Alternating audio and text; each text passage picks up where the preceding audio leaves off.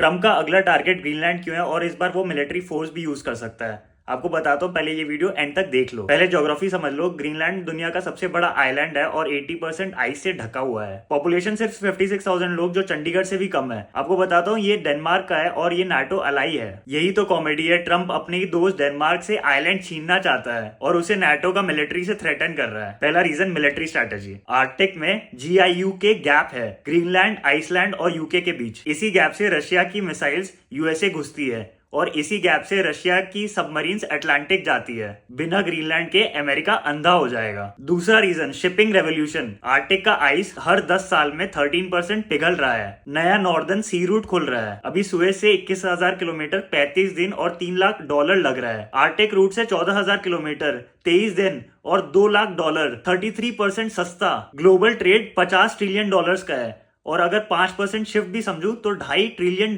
का मार्केट है। तीसरा रीजन, $1 ट्रिलियन के minerals, 36 to 42 million ton rare elements, neodymium for EV motors, lithium, cobalt, uranium सब है और आइस पिघल रहे तो सब एक्सेसिबल है। लेकिन एक बड़ा प्रॉब्लम, इंफ्रास्ट्रक्चर कॉस्ट जो है $100 बिलियन प्लस है। ऑपरेशन सिर्फ 3 से 4 महीने पॉसिबल है और इसका 20 से 30 साल में प्रॉफिट आएगा। ग्रीनलैंड में सिर्फ एक माइन ऑपरेशनल है और बाकी के लिए बिलियंस और बिलियंस लगेंगे। असली रीजन चाइना है। चाइना जो है वो कंट्रोल करता है 90% of earth rare processing. Polar silk road बना रहे हैं, इसलिए ट्रम्प टेंशन में है। ट्रम्प को लग रहा है कि अगर चाइना को मिल गया तो US का एडवांटेज खत्म हो जाएगा। डेनमार्क के PM बोल रहे हैं कि ये सेल पे नहीं है और ट्रम्प बोल रहे हैं कि मिलिट्री एक ऑप्शन है, अगर तुम ऐसे नहीं मानो तो इससे डेनमार्क के PM बोल रहे हैं कि नाटो पे इफेक्ट आएगा और ये डिस्ट्रॉय कर देगा नाटो को। 85% जो ग्रीनलैंड में रह रहे हैं वो बोल रहे हैं कि हमें US नहीं चाहिए, लेकिन ट्रम्प कह रहे हैं हमें ओपिनियन से मतलब नहीं है, हमें तो चाहिए ही। पैटर्न देख लो, वीक 1 में वेनेजुएला को कैप्चर किया ऑयल के लिए, वीक 2 में ग्रीनलैंड को थ्रेटन कर रहे हैं मिनरल्स के लिए। अगर ट्रम्प को वेनेजुएला के ऑयल और ग्रीनलैंड के मिनरल्स मिल जाते हैं तो टोटल डोमिनेंस हो जाएगा। तो आप ही बताओ कि ये नेशनल सिक्योरिटी है